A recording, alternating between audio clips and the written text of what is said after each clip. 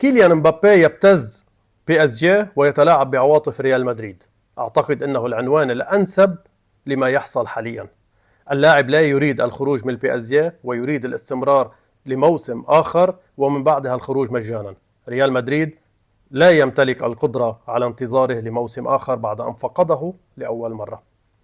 اللاعب الذي يحظى بدعم كبير من رابطة اللاعبين الفرنسيين، وهو الفتى المدلل للكرة الفرنسية والنجم الأول لمنتخب الديوك، يجد نفسه خارج تشكيلة بي اس جي قبل سنة واحدة على انطلاق يورو 2024.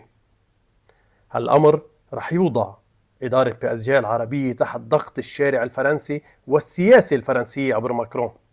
لكن بي اس جي الذي دفع 300 مليون يورو قبل سنتين فقط تجديد لمبابي و40 مليون يورو قبل 10 أيام مكافأة ولاء، لا يريد خسارة اللاعب مجانا.